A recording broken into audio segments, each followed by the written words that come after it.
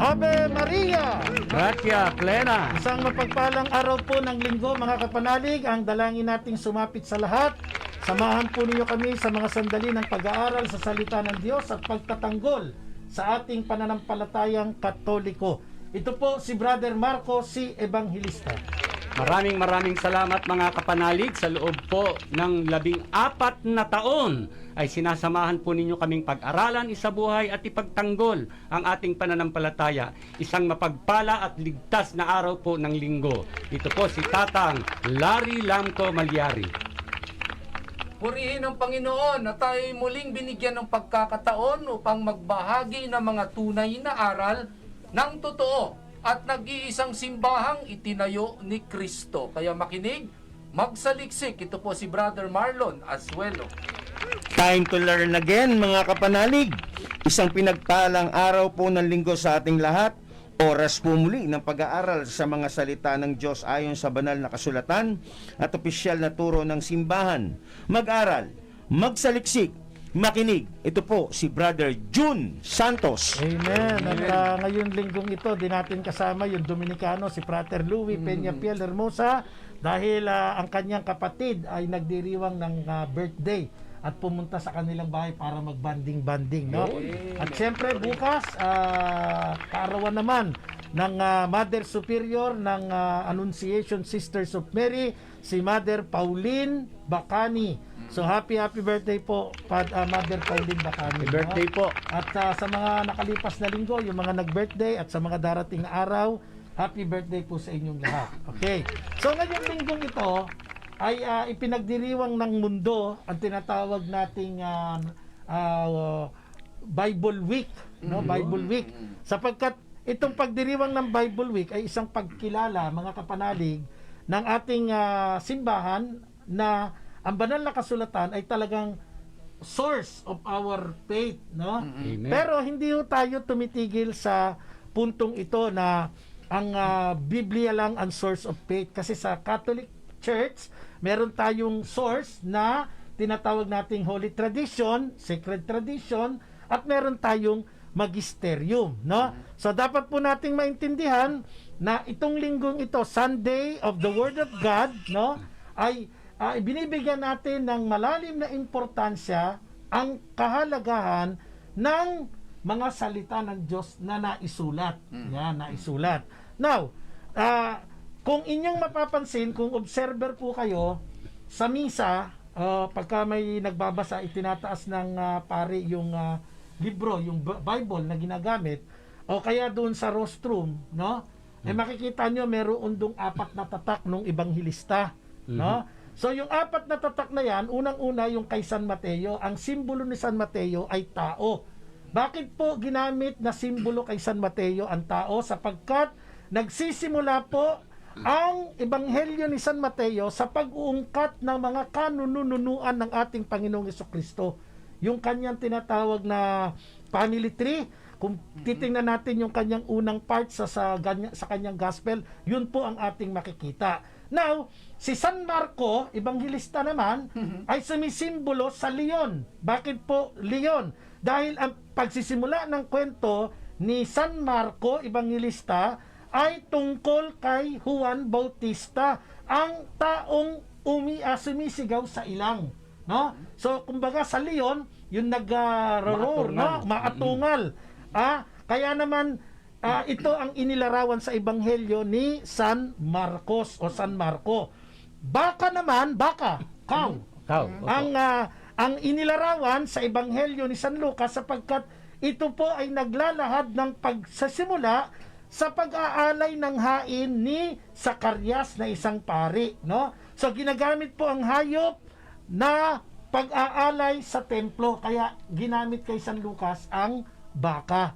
At kaugnay naman kay San Juan Ebanghilista, ang ginamit pong simbolo sa kanya ay agila. Bakit agila ang ginamit? Sapagkat inihahayag po nito ang katotohanan sa pagiging Diyos ng ating Panginoong Jesucristo sa unang bahagi ng kanyang mabuting balita, yung John chapter 1 verse 1, particular yung John chapter 1 verse 14, na ang salita ay kasama ng Diyos, no, sa pasimula pa, at ang salita ay Diyos. Sa verse 14 sinabi doon na ang salita na Diyos ay naging tao. Kaya ho, itinuring na agila ang simbolo ng mabuting balita ni San Juan, sapagkat ang agila Tatang Larry ay nasa tuktok, nakikita niya ang lahat ng Amen. mga pangyayari. At tandaan nyo, ang ebanghelyo ni San Juan, kakaiba yan dito sa tatlong ebanghilista, yung tinatawag nating synoptic gospel. Kasi yung synoptic gospel is a general view. Si Mateo, si Marcos, si Lucas, halos magkakapareho yung kanilang kwento. Yung kanilang mga sequence is similar. So, pero pag tiningnan natin yung gospel ni Saint John, no, ay inuumit nito ang large amount ng material na ginamit dun sa synoptic gospel, no? At napakahalaga yung mga tinatawag nating bahagi nung ebanghelyo ni San Juan, kasi doon pinagtitibay din yung kanyang pagiging tunay na pagkain. Doon po sa John chapter 6, doon pinagtitibay yung tinatawag nating Eucharistia. So, ano yung mga naumit na large amount doon, material doon sa synoptic gospel na hindi ginamit kay San Juan Bautista? Unang-una, the temptation of Jesus. Wala yan sa Gospel of St. John. Yung tinatawag nating Jesus Transfiguration at yung institution of the Last Supper. So, dito makikita natin ang daming difference nung tinatawag nating synoptic dun sa Gospel ni St. John. Okay. Now, ano naman yung mga hindi na, rather, ano naman ang mga hindi natin makikita sa synoptic gospel? Okay, yung early Galilean ministry ni Jesus Christ, yung kanyang prior visit sa Jerusalem before the Passion Week, at yung tinatawag nating 7 sign miracle, at yung resurrection ni Lazarus. So yun po mga kapanalig ang difference ng tatlong ebanghelyo ni Mateo, Marcos at ni Lucas dun po sa ebanghelyo ni San Juan. So mahalaga ang Bible, Tatang Larry. Opo, napakahalaga po talaga ang Biblia na ginagamit bilang pamantayan ng isang tunay na Kristiyano. Pero, may pero dyan, Brother Marco, mga kapanalig. Marami pong mga Kristiyano ang hindi nakakaalam kung saan nagsimula yung salitang Biblia. Kasi pag binanggit natin ang salitang Biblia, ang pumapasok sa isip agad natin, kabanalan. Di po ba? Pero alam po ba ninyo, mga kapanalig, ang Griegong salitang Biblia ay mula po sa pangalan ng isang lungsod na ang tawag ay Biblos, no? Ito'y isang pantalan, pangkalakalan para sa mga papiro o yung papyrus na tinatawag. So tandaan po ninyo, bagamat batayan ng pananampalatayang Kristiyano ang Biblia, ang salitang Biblia po ay nagsimula sa Griegong salitang pagano. Ito nga ho ang problema. Karamihan po sa mga umaatake sa Catholic Church, no?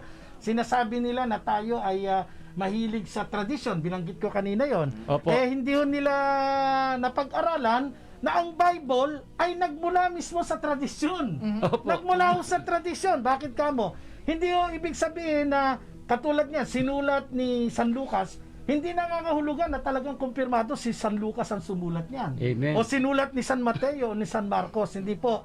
Pero pinaniniwalaan na sinulat ito ng mga binanggit kong pangalan according to the holy tradition. Katulad halimbawa ng sulat ni Moises, yung tinatawag na Datora, no? Nagsimula sa Exodo o nagsimula sa Genesis hanggang do sa ikalimang aklat ng Matandang Tipan. Hindi naman ibig sabihin nun na talagang si Moises ang sumulat. Tandaan nyo yan. Pero yan po ay kinuha sa pamamagitan ng tinatawag na tradisyon. So tatandaan po natin, mga kapanalig, na ang banal na kasulatan, napaka-importanteng matutunan natin kung paano ba ito dumating sa ating mga kamay, paano ito nag-exist. Kasi ang problema natin sa panahon ngayon, dahil meron ng imprenta, ang dali nang magkaroon ng mga kopya ng Bible. At kapag ka nakahawak ng Bible, magpaparehistro sa Securities and Exchange Commission, sasabihin nila, biblical base sila, lahat ng kanilang turo ay nasa Bible, sila ang tama. Tapos yung simbahan na nag-effort para mabuo itong Bible na ito, ay, siya daw mali. So yun po yung ating pag-aaralan. Paano nagsimula, saan nagsimula, sino ang bumuo o nag-compile ng tinatawag nating banal na kasulatan. Ave Maria! Gracia Plena! Okay, sa mga kapanalig, atin pong pag-uusapan ang Bible, no? Kasi ngayon po ay linggo ng salita ng Diyos, Bible Week. At itong Bible, mga kapanalig, naging masalimuot po dahil sa pagsulpot ng mga sekta protestante na nagsasabing ito lang ang source of our salvation. Ito ang source of faith. Pag wala sa Bible, hindi dapat paniwalaan. Pag wala sa Bible, huwag kang makinig dyan. Yan ang sabi nila. So, initsapera nila ang tinatawag nating sacred tradition. Yeah. Tama ba na sabihin nating Biblia lang ang source ng ating pananampalataya? Alam po natin sa panahon ng ating Panginoong Hesukristo sa lupa kasama ang unang mga alagad, ang mga apostol, naitala ang kanilang mga ginawa. Pero ang tanong natin, kung Bible lang ang pagbabatayan, kung Bible lang, meron bang mga ginawa ang mga unang lingkod ng Diyos, no? Lalo na ang ating Panginoong Hesukristo na hindi naisulat sa Biblia pero ginawa. So, basahin po natin, Professor, ang Juan 21:25.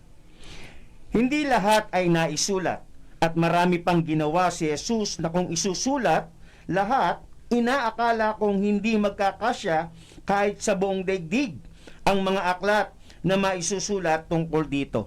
So mga kapanalig, maliwanag po, hindi po lahat ng ginawa ng ating Panginoong Hesukristo at malamang lahat ng mga unang alagad at mga apostol ay hindi naisulat sapagkat yan mismo nakatala sa Biblia. Kaya ang tanong natin, papaano po nakarating sa panahon natin ng Kristyanismo yung mga ginawang hindi naisulat?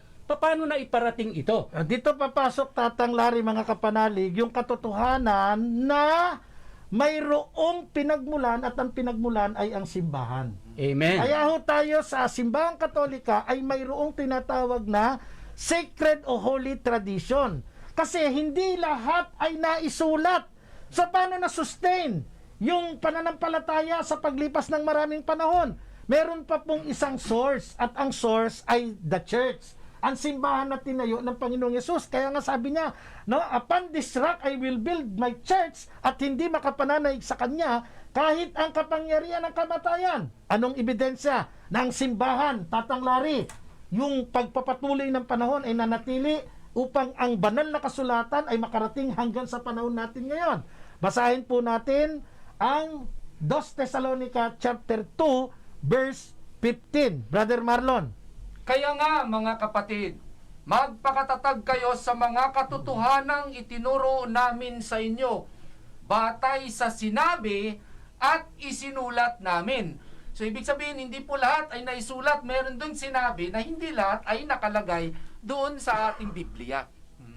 Ito, tinatawag natin, Tatang Larry, mga kapanalig, na sacred tradition. Amen. Opo. Alam po ninyo mga kapanalig, dalawa ang uri ng aral. Sa pasimula hanggang sa kasalukuyan. Ito yung sinalita at ito yung sinulat. Sa pagsinulat, written. Babasahin mo yan. Yung sinalita, Papakinggan mo yan. yan yung oral. Yung Yan. tinatawag nating sacred tradition. Katunayan, may patutuo na ang mga aral na sinalita, kaya nakarating sa atin, may tagubilin mismo si Apostol Pablo. Doon pa sa umpisa sa mga taga-Korinto. So basahin natin, Profesor, ang unang Korinto 15:2. By this gospel, you are saved, if you hold firmly to the word I preach to you, otherwise, you have believed in vain.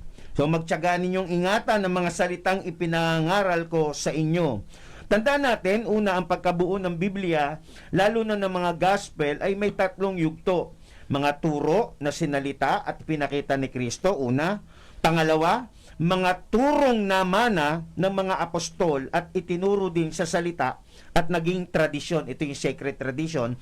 And lastly, ang pagkasulat ng mga katuruan. Ang mga nilalaman ng Biblia ay purong tradisyon bago ito nasulat. Yun ang isang katotohanan doon. Pero, at least, meron tayong ebidensya, hindi kontento ang protestanismo. Siyempre, sasabihin nila, Tatang Larry, teka, ganito yan eh. Apat tayo dito sa booth. May ibubulong ako kay Tatang yung ibubulong ko kay Tatang, ginagamit yan sa mga sa mga games. Team building. Team Pati sa building. team Sa building. team building. Oo. Ibubulong ko kay Tatang Larry, ibubulong ni Tatang kay Brad Marlon, ibubulong ni Brad Marlon kay Professor Jose.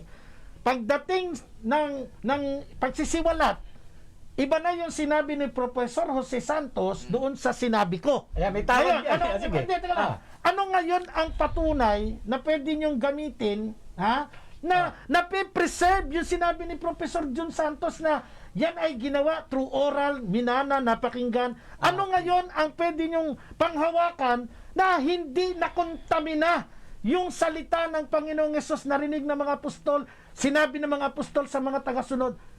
Anong ebidensya sa Bible na pwedeng ma-preserve yung kasagraduhan nung sinasabi nating oral tradition? Mga kapanalig, ito yung patunay sa binanggit ni Brother Marco para hindi maging chismis. Kasi pagpasalin-salin, ang tawag dyan, chismis usually. Oy, nangupit si Marco ng piso.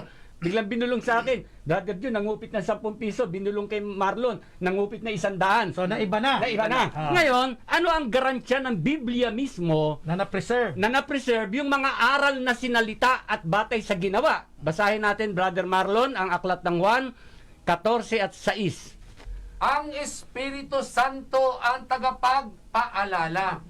But the Advocate, the Holy Spirit, whom the Father will send in my name, will teach you all things and will remind you of everything I have said to do. So, ibig sabihin ng Espiritu Santo po, sabi ng Ama, sa kanyang pangalan ay magtuturo sa inyo ng lahat ng mga bagay upang magpapaalala sa lahat ng mga sinabi ko sa inyo. So, ibig sabihin, may assurance po ang ating Panginoong Yesukristo na yung kanyang itinuro, no, sa lahat ng itinuro sa kanyang pangalan, nakapreserve dahil may Espiritu Santo na siyang patnubay. Kaya Amen. hindi maaaring maging chismis yung tinuro sa panahon ni Jesus, sa panahon ng mga apostol, hanggang sa panahon natin ngayon, kasi yan po ay guided by the Holy Spirit. Amen. Pag sinabi mong nasira ang turo ni Jesus, you don't believe in the Paraclete, which is the Holy Spirit. Amen. Ha? Kaya nga po, yung mga nagtuturo ng Bible alone, magsitigil na po kayo. sa turo. Hustong! Sabi ng mga Ilocano, hustong! Ganun ba yun? Ano sa Ilonggo yung tumigil? Tigil na. Tigil na. Sakto na na! Ni Buloy. Stop! Ayun, sa paano yata, hipos ba? Hipos, tigil. Tumigil na po kayo. Kasi dito, hindi natin pwede i-set aside ang nakasulat para basahin. Pero may garantiya ang Biblia na sa pamamagitan ng salita, ito ay lilikha ng pananampalataya. Basahin po natin ang Roma 10:17, kaya't ang pananampalataya ay bunga ng pakikinig at makakapakinig lamang kung may mga ngaral tungkol sa ating Panginoong Hesukristo. So mga kapanalig, dito malinaw, hindi mo pwede baliwalain ang banal na tradisyon sapagkat ito ay nagbubuo ng isang matibay na pananampalataya. Ay, ang liwanag na sinabi ng Roma Roma 10:17. Ang pananampalataya ay bunga ng pakikinig. Kaya sa Regia Veritas, di ba? Makinig. Hindi lahat pagbabasa. Okay. Yun. Ngayon, dalawa ho yan Yan yung nagpapatibay dun sa mga unang referensyang ginamit natin. Opo. Na ang source of faith ay makukuha sa pamamagitan ng pakikinig at pagbabasa. Dito po sa Gospel of St. John, chapter 5, verse 39, ang sabi dito, sinasaliksik ninyo ang mga kasulatan, sa paniwalang doon ninyo matatagpuan ang buhay na walang hanggan. Ang mga ito ang nagpapatutuo tungkol sa akin.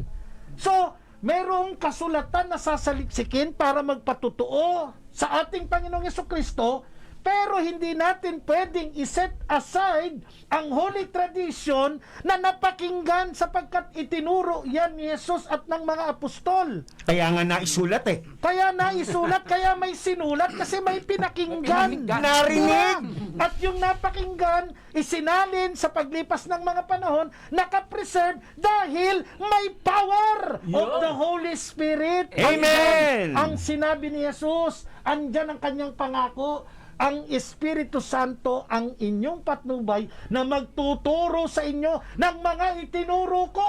Aba, pag nagduda ka doon at sabihin mong Bible ka lang, no? Abay, wala kang pananampalataya sa Espiritu Santo. At tandaan mo, Professor Jun Santos, kapag nagkasala sa Espiritu Santo, anong kasasapitan? Walang kapatawaran. Ayun.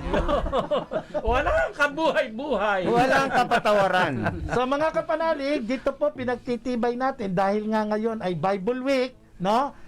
Dapat nating panatilihin ang lalim ng ating pananampalataya sa mga salita ng Diyos. Amen. Pero wag nating iligaw ang katotohanan. Nasasabihin nating Bible alone. Alam nyo kailan nagsimula yung Bible alone na yan?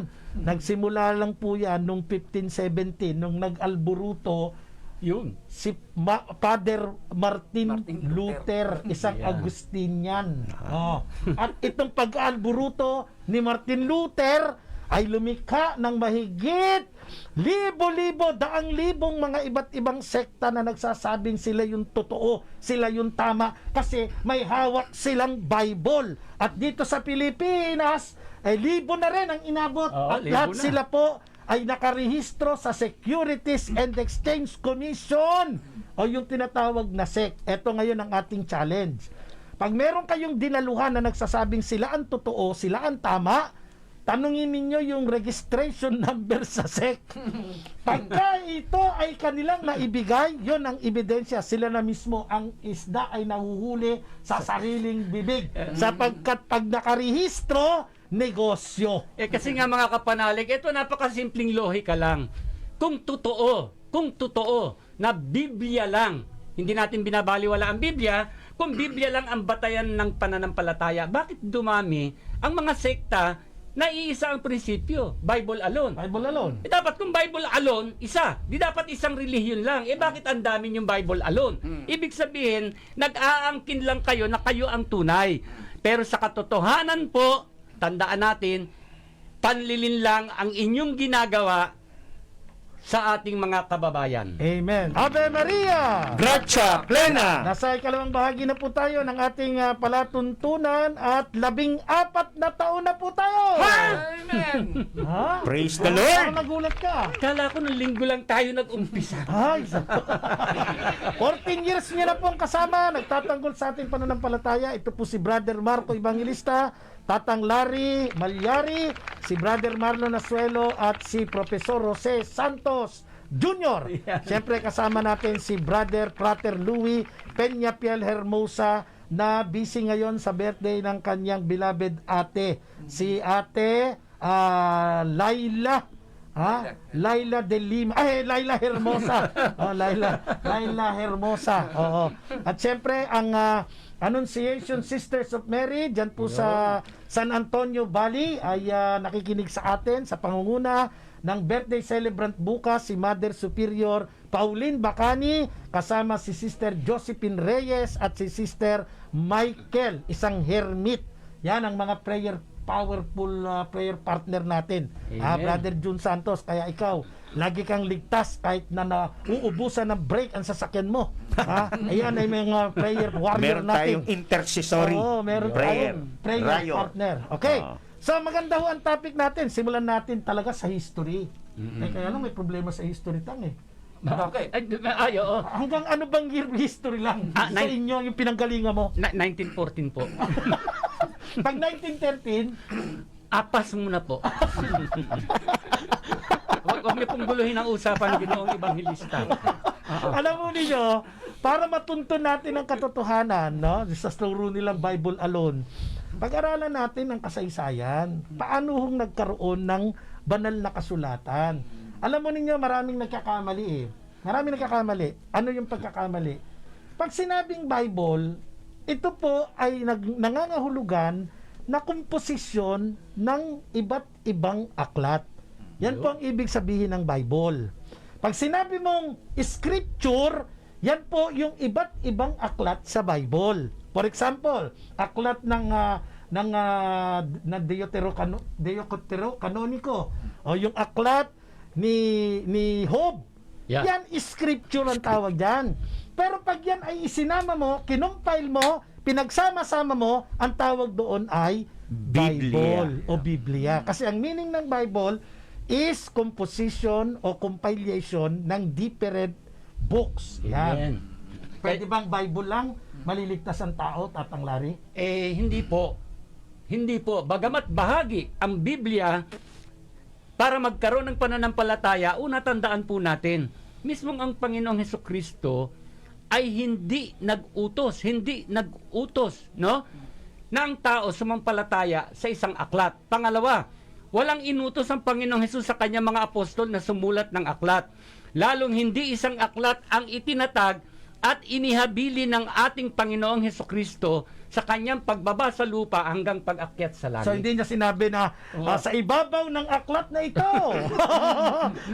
ay itatayo ko. Hindi ganun no? Hindi po. Matatayo ang iglesia sa pamamagitan ng aklat na ito. Hindi ho ganun, no? At hindi ho nag-utos si Jesus na humayo kayo sa buong sanlibutan at sumulat kayo. Hindi, Ng aklat. hindi ganun. Wala po. Walang Opo. ganun, ano? Now, para mas lalo tayong lumawak sa ating pag-aaral ngayong araw na ito, no? Harapin natin yung katotohanan sa kasaysayan ng Bible. Alam niyo po ba nung unang panahon, pag binasa natin ang aklat, ang scripture, ang ebanghelyo po hindi apat. Kasi ngayon apat Opo. Sino yan? Si Mateo, binanggit ko na kanina, si Marcos, si Lucas at si Juan, apat. Pero nung unang panahon, ang ebanghelyo ho, umaabot sa halos 50. Meron pang ebanghelyo ni Simon, no? Meron pang mga ebanghelyo ng Hebreo, meron pang ebanghelyo ni Santiago, no? At yun pong aklat ng gawa ng mga apostol after the Gospel of St. John.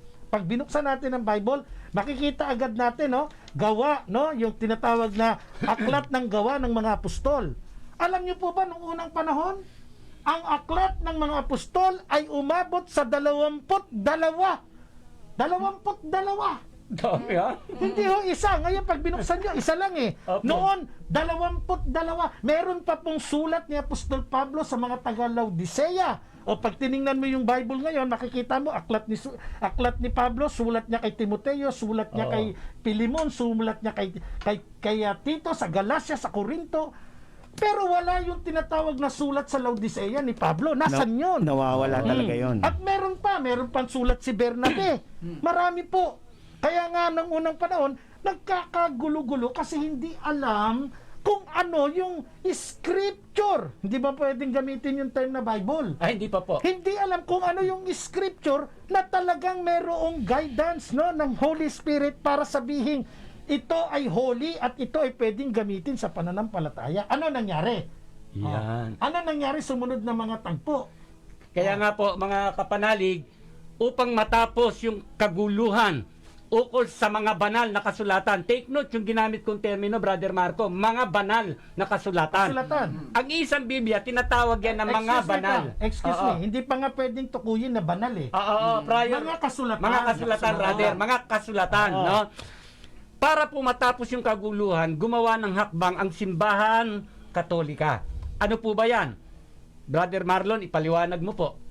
Noong 360 AD, no? 360 years after ng pagkamatay nating Panginoon, ginawa ng konseho ng Laodicea ang kauna-unahang kanon ng banal na kasulatan sa pahintulot ni Pope Liberius. Yan, si Pope Liberius po, nag-exist ito ng 352 hanggang 366. Yung kanyang reigning, yung kanyang panunungkulan. So, ibig sabihin, sa gitna ng kaguluhan ng mga tao, ng mga faithful, kung ano yung scripture na pwede nilang basahin, no? Free from in matter of faith and morals, tumayo itong si Pope Liberius at sinabi niya, hindi, gagawa tayo ng kanon. Ano ba ibig sabihin ng kanon?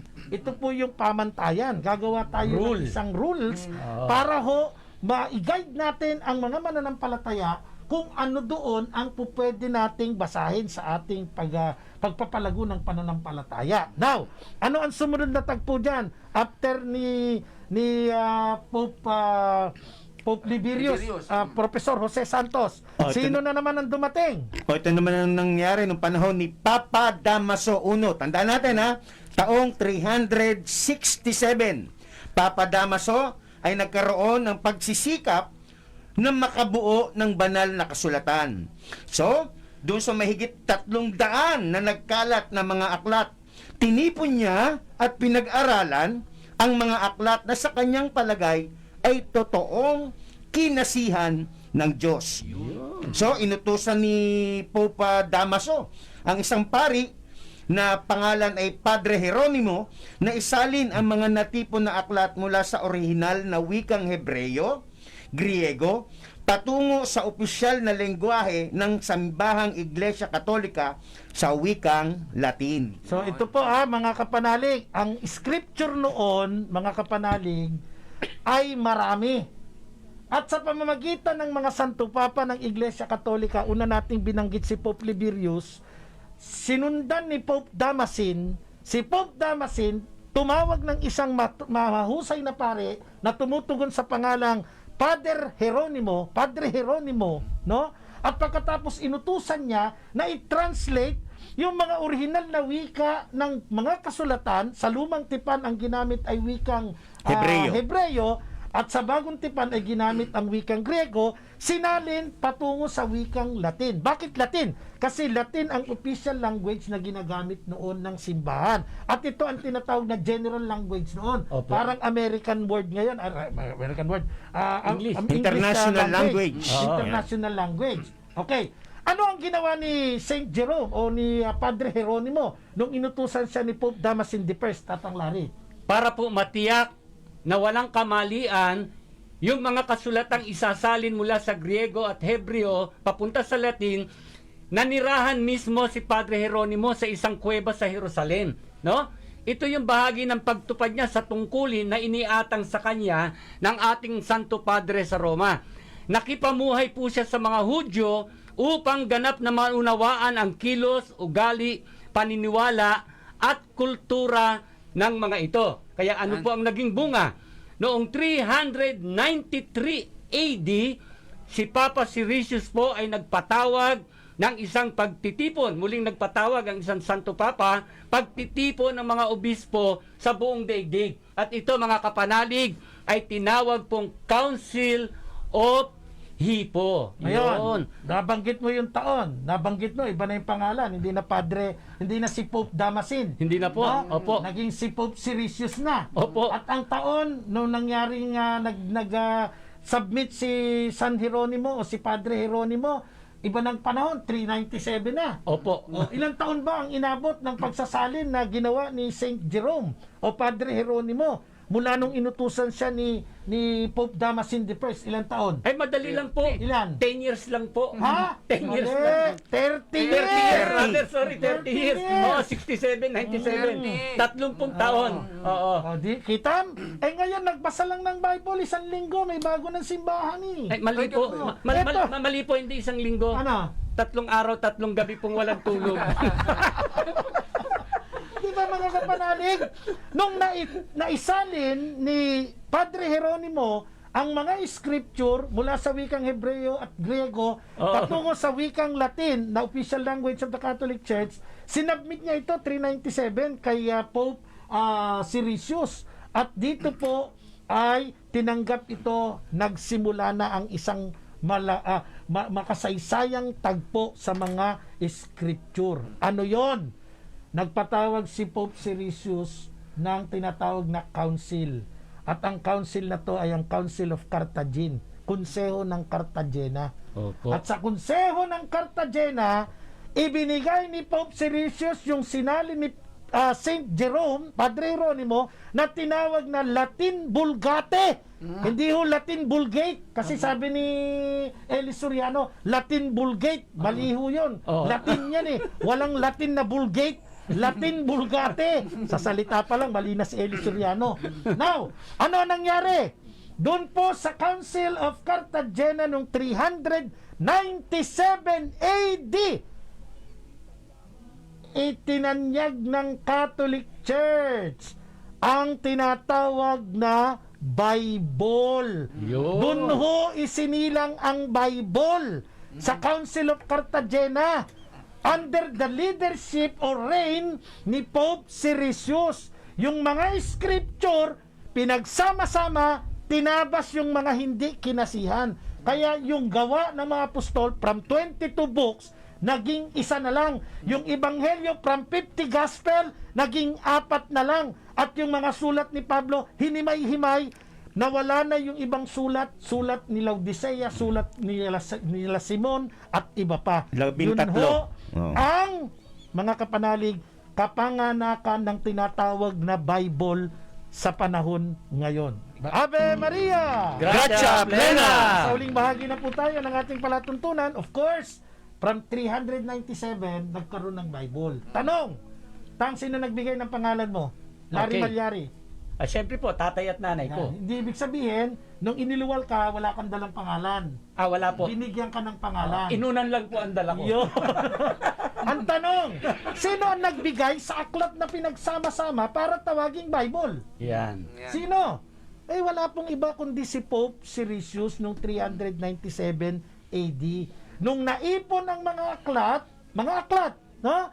Sinabi niya, ang itatawag sa pinagsama-samang aklat ay Bible or Biblia. Yun naman No, pala. yun po yun. Yun Kaya, po yun. kaya pala nagkaroon ng tinatawag ngayon ng mga banal na kasulatan. Yun. Yan Kaya ang nagkaroon Bible. ng mga banal na Oo, kasulatan. pinagsama-sama. Ngayon, yung Biblia mismo, per se, yung physical na anyo niya. Paano ba nag-evolve ito mula ng tawagin itong Biblia at i-compile ng simbahang katolika? So, mahalaga ito sa bahagi ng kasaysayan. Paano siya nag-evolve? Paano siya nagbago? Kasi tingnan niyo ho Oo. yung paglalarawan ha. Ito larawan lang, nakakakikinig kasi kayo. Yung iba nasa video. Oo. Pag tiningnan niyo ang scripture ngayon, may makikita kayong numbers. Mm. So yung numbers na yan, ang tawag po diyan chapter, kapitulo sa Tagalog. Opo. Si Dr. Ryan Kapitulo, nakikinig din sa atin. Ayun. Oo. Napakagaling na doktor. Okay. Oo. Pagka tiningnan natin to, merong chapter 10. For example, binuksan ko chapter 10. Opo. Tanong, sino naglagay ng chapter? Yan. Nung sinulat ito ng mga writer, wala hong mga numero. Tuloy-tuloy. Tuloy-tuloy ang Opo. scripture, yung totoong scripture. Scroll. Ang tawag dun eh, oo. papyrus, Mm-mm. cuneiform, at iba pa. Mm. Ngayon, mga kapanalig, kaya ang tanong po natin, ito nga, ibabalik ko, paano nag-evolve? Bakit ngayon napakaginhawang basahin ang Biblia? Sino ang nag-effort? Brother Marlon, Kilala mo ba? kilala mo yan? Kilala mo yung naglagay ng chapter? Ang pagkaalam ko, walang iba kundi si Archbishop Stephen Langton. Yun. Siya ang nagkaroon ng modernong paghahati-hati ng Biblia sa anyo ng mga kabanata noong AD 1227. So ito recorded ito, meron talagang panahon kung kailan. And then si Archbishop Hugo Cardinal Santo Caro, siya naman ang nagkaroon ng pagkakataon upang magbigay ng sistematikong paghahati-hati ng mga nandoon sa Biblia according to the chapters and verses. Okay, No? yung dalawang binanggit mo, parehong arsobispo, yung isa Yes. kardinal. Kasi Oo. ang arsobispo, kardinal, halos yung lawak ng Nasasakupan. nasasakupan. Mm. Si Archbishop Robert Stephen Langton, no? Si Archbishop Stephen Langton gumawa ng pagdidibisyon. And then katuwang niya yung isang Dominikano, si Cardinal Hugo Caro, no? Pero kalaunan ang ginamit, although sistematiko yung kay Cardinal Santo Caro, ang ginamit hanggang ngayon ay yung ginawang pagdidibisyon ni Stephen Langton. Archbishop Stephen Langton. Langton. Oo. Stepanus. At ito po ay arsobispo ng Iglesia Katolika. Yun. Saka ito, hindi ito tradisyon. Ito po ay nag-exist. Ito pong si Archbishop Stephen Langton, Brother Marco, ipinanganak 1150, namatay ng July 9. July 9, 1228. Sa panahon ng kanyang pamumusisyon bilang Archbishop ng Canterbury. Yun. So, ibig sabihin, kaya hindi na tayo hirap ngayon magkakakabanata. Basa! Yeah. Kabanata! Yan. Dahil pala, merong isang arsobispo ng Iglesia Katolika na nag-effort para mangyari itong pagdidibisyon na ito na tumutugon sa pangalang Stephen Langton. Ngayon, Oo. siyempre may another number na nakalagay sa Bible eh. Opo. Pag tiningnan mo, chapter 9, tapos bababa ka, verse 37. Tanong, sino yung naglagay ng verse na yan? Bakit nagkaroon ng number na verse dyan? Ha? Kilala mo ba yon, Professor Jose Santos Jr.? Kung sino yung naglagay naman ng mga talata, ng mga sitas, no? Sa banal na kasulatan. Ha? Kilala mo ba siya? Ano ang kanyang pangalan? Robert Oh. Einstein. Yun! Yan. Mas kilala rin siya sa pangalang Robert Stephanus. Stephanus. No? So, Robert Stephanus was the first to divide the New Testament into standard number verses na ngayon ay ginagamit natin sa kasalukuyan. And he is also a Catholic English writer, a printer, and a classical scholar sa bansang Paris. Yun! Sa mga kapanalig, tandaan niyo po, napakinggan niyo, ang naglagay ng chapter, no, ay isang arsobispo ng Iglesia Katolika na tumutugon sa pangalang, Robert Stephanus. Stephen Langton. Stephen Langton. Kasi sumingit si Robert. Robert Espiritu lang ang kilala mo, Brother Marlon. Robert Espiritu Yung ng mag-ama. Tarlac. Ito na. Si Robert Estin o Robert Stephanus naman na isang Catholic writer ang naglagay ng pagdidibisyon ng mga sitas o mga verses. Kaya pag binasa mo John chapter 3 verse 16, salamat sa banal na simbahang Katolika at sa kanyang mga kaanib sapagkat ngayon may nababasa ka ng napakadaling scripture, may chapter, may verse. Salamat kay Stephen Langton, Arsobispo ng Canterbury. Salamat kay Robert Estin o Robert Stephanus na naglagay ng mga sitas. Eto, ano ang unang pangyayari na mula dun sa papyrus, mamula dun sa clay tablet o yung cuneiform, magmula dun sa tinatawag nating mga sinaunang pagsasalin ng kasulatan, kasi manual, nagkaroon na ng mass production. Ano ang dapat nating malaman dyan, Tatang Larry? Magmula po sa pagsasalin mula sa Hebreo, Griego, papuntang Latin, paglalagay ng mga verses and chapters, hindi hanggang doon natapos ang gawain ng simbahang Katolika. Ano pa? Para lumawak at marami ang makapagbasa, nagkaroon ng mass printing, maramihang pag-iimprenta. Modernong paglilimbag. Yan. At alam nyo ba, ang gumawa ng unang Catholic Bible ay isa ring Katoliko. Siya po ay si Johannes Gutenberg. Ayun, si Johannes Parang Gutenberg. familiar sa akin niya si Gutenberg. Si Johannes Gutenberg po ay isang negosyante na Katoliko na nakaimbento ng imprenta. Ayun. At Ayun. ang una niyang inimprenta ay Catholic Bible. Kaya ho, nagkaroon na ng ganitong anyo ang ating banal na kasulatan. Sabi ni Brother, ito si Idol, nakita ko kahit na tayo'y busy-busy, si Brother Randel Serrano, nanonood pala sa atin. Yun. Yan ang, Idol. hindi yan Martin Luther. Yan Yan Martin Nivera. Ng Kamanaba area. Brother Randel Serrano. Ang sumira sa kasagraduhan ng Biblia. Kasi bakit sumira? Mula sa original na canon, 73 books, ito po ay ginawang 66. Ang sumira po niyan ay si Martin Luther. Yung paring Agustinian na lumaban sa simbahang Katolika. Tinapyas niya yung 7 doon sa original na canon ng Bible. Di ba? Kaya tandaan natin, mayroong pinatotohanan ang ating kasaysayan. Ano yung magandang patutuo ng kasaysayan, Tatang Larry? Ito po ang katotohanan, hindi pwedeng gamitin ko yung term na tablahin ng mga nagtuturo ng Bible alone.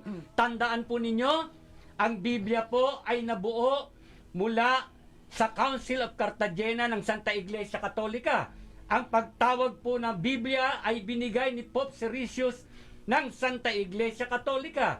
Nagkaroon ng mga kabanata at talata sa Biblia dahil sa pagsisikap ng Santa Iglesia Katolika. Ang Biblia po ay anak, take note, ang Biblia po ay anak ng Santa Iglesia Katolika. at hindi Biblia ang nagluwal sa simbahang Katolika. Didiinan ko yung sinabi mo yan, Tatang Larry, ha? Opo. Ang Biblia ay anak ng simbahang Katolika. Meaning to say, hindi ang Catholic Church ang gumawa. Ang Catholic Church ang nagsikap na mabuo. Ha? Kasi ang gumawa, siyempre, yung Espiritu Santo na nagdikta sa mga writer. Yan ang gumawa.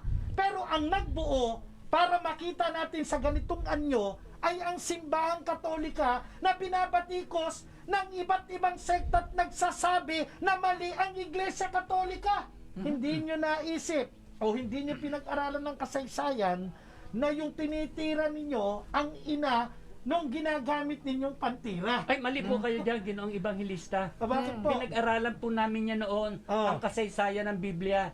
Ang intro pa nga po noong libro Ano? In the beginning. Ay, hindi po yan. Hindi yan history. Yan ay story. Kwento. Kwento. Dan at Eva. Iba po ba yung story at Opo. history? Naku naman. Opo, siya nga po. Amen. No? Okay. So, tandaan niyo po, bakit ginawa ng simbahan yon?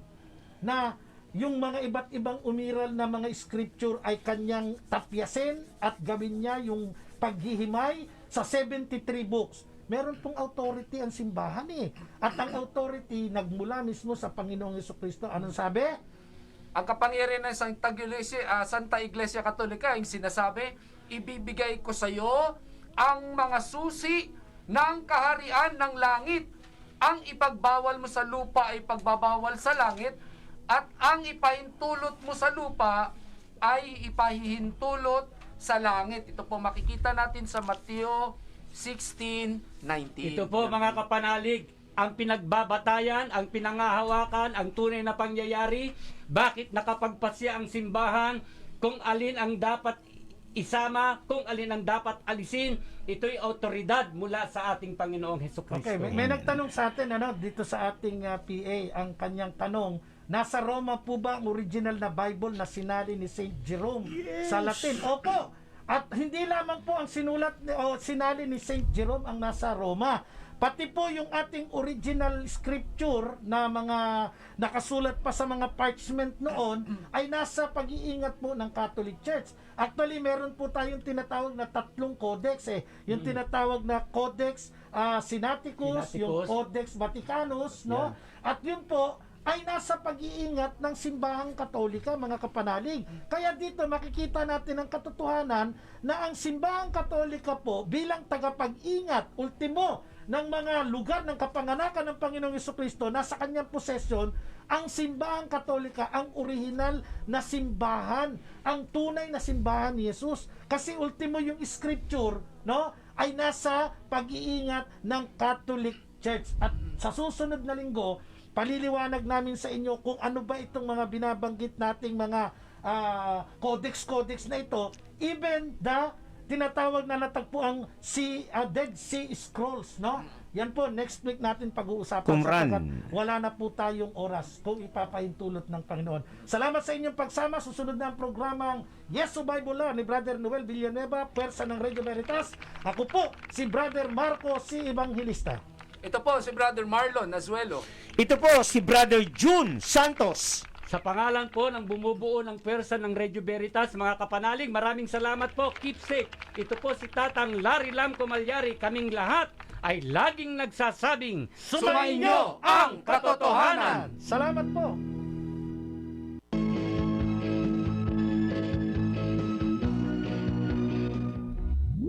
Ang tagapagtanggol sa pananampalatayang Katoliko. Apolohetica.